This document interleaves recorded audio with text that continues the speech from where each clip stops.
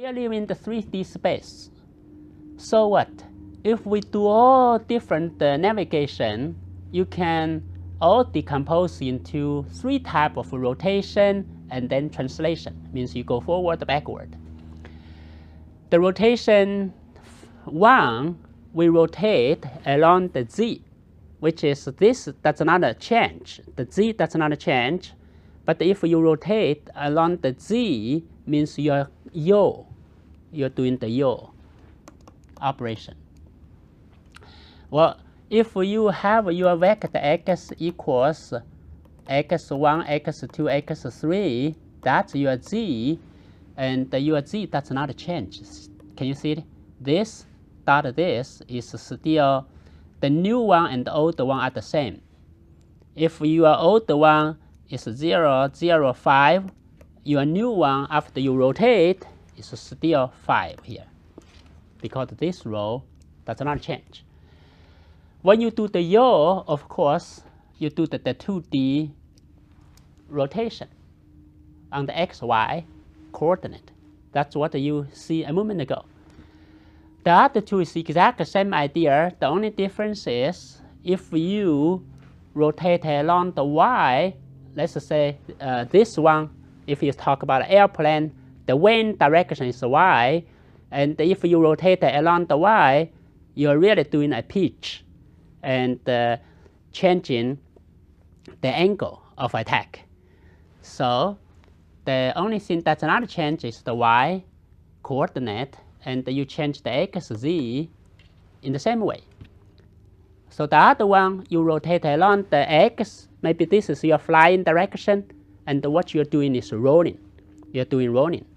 And then the x does not change. If this is x1, x2, x3, you can see this dot this is still x1.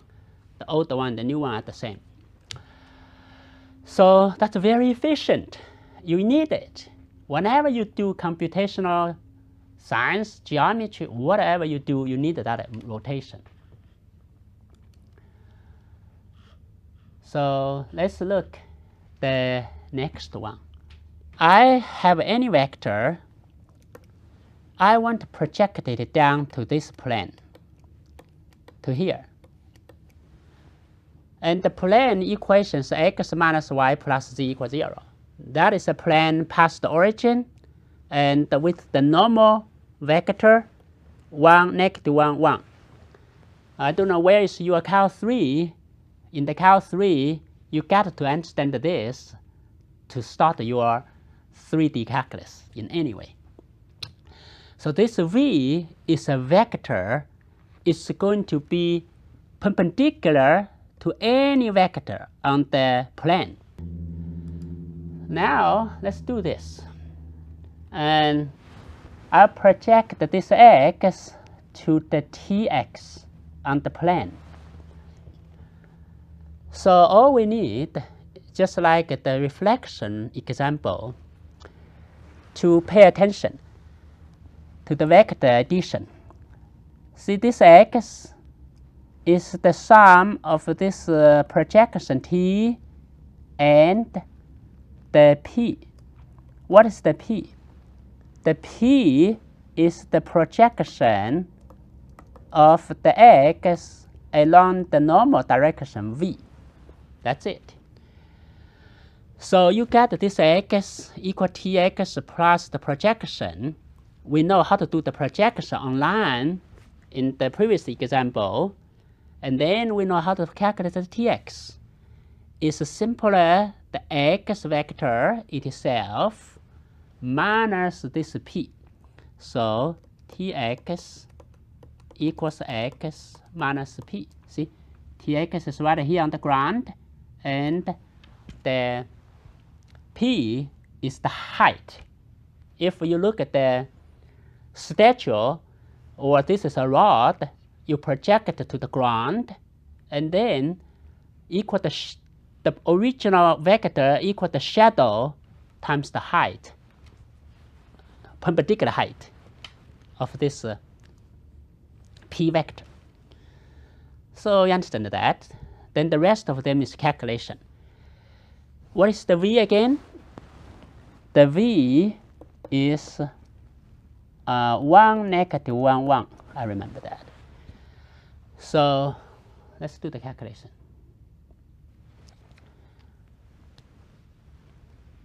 The v dot x is this vector.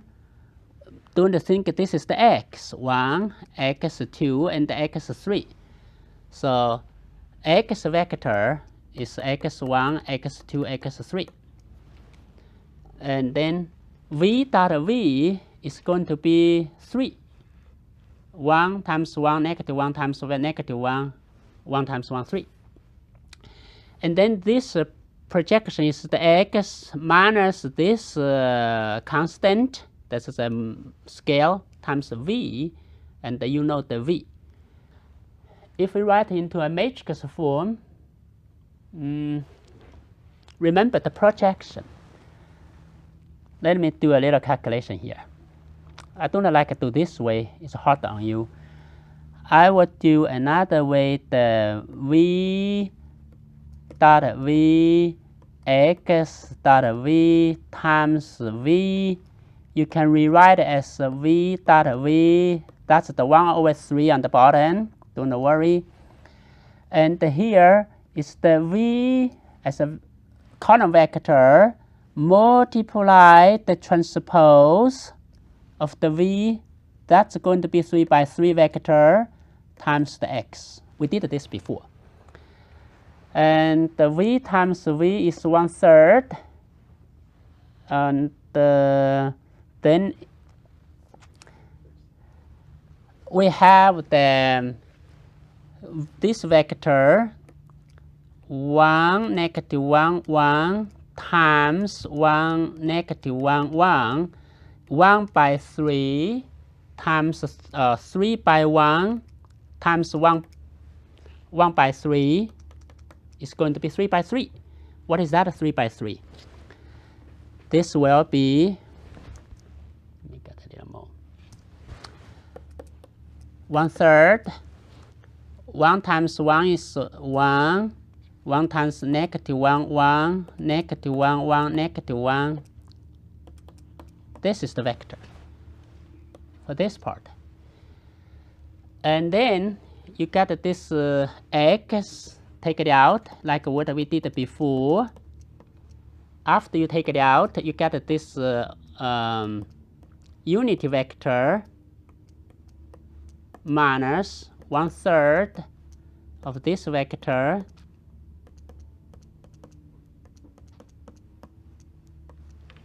times this vector. And now you can subtract. This is this. That's how you check. Whoa, now it's easy. Projection to the plane is 1/3 of this vector times x1, x2, x3. So you can do the unity vector minus the projection vector. This is the projection on line and times the vector. The other way to do it is just like we do the rotation. You project each unity vector, and then each projection will make it as the column of this projection vector. That's another way to do it. Not so geometrically attractive, but it's easy to calculate. So the next, we're going to go to the 2 rotations to translate the GPS coordinate.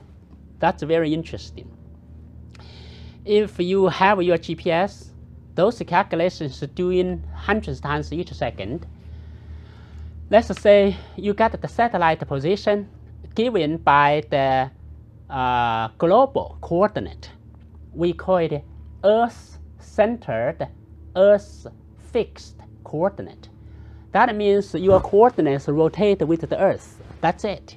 So China and the United States use the same system. However, if you use the local system, you're all different.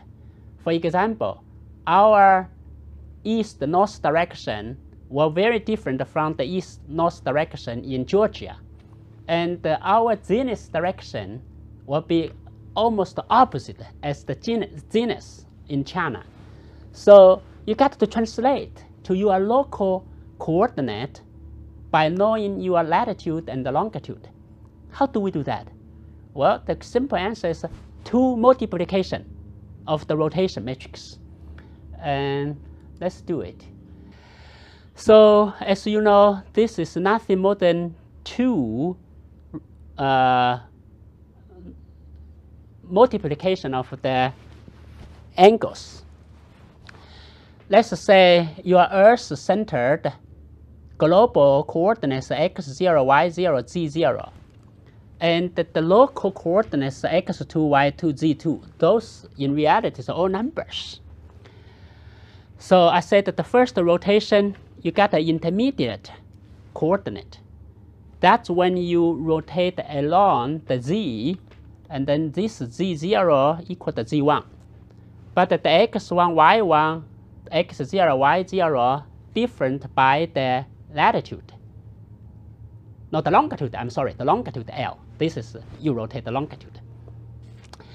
And after you got this intermediate coordinate, you're going to fix the y1 and then the y2, the same thing, and you rotate along the y, and you change your zenith and the north direction by rotating along the east direction. And the angle you're going to rotate is pretty much the latitude. So you only need to multiply these 2 matrices. So start from this one, global coordinate, multiply this, means you rotate along the z0, and then you get this new coordinate here is real x1, y1, z1, and this new coordinate rotate along the y1, you got the y2, z2, x2. That's it. So if you multiply these 2 together, you call it the rotation cosine matrix, or say DCM, the directional cosine matrix. That have a name. You multiply. Well, if you go to the MATLAB, I would encourage you to look at the aerospace toolbox. In the aerospace toolbox, you can find this DCM, and all you need is use it. As long if you understand, you don't need to worry about all those trigonometries. All you need is to know, hey, what is my latitude, what's my longitude, and then I got it. Well, in GPS, we have other transformations too. When we talk about the Earth center, the Earth fixed coordinate, your coordinate is still rotating. That's not inertial. When you do the rotating and your inertial measurement unit, like the device to measure your acceleration, that will be going to read some number, but your coordinate cannot handle because our Earth is rotating. Then another coordinate you have to use in the GPS is the inertial frame system. That means you want this fixed Greenwich line. Now your Greenwich line is always rotating. You need to fix another line and then let this Earth, this coordinate completely, not completely without motion, but have a constant velocity. That we call it inertial matrix. Basically, you cannot let the Earth rotate like this. Anyway, soon you're going to realize we're going to use those transformation as fundamentals of our computational science.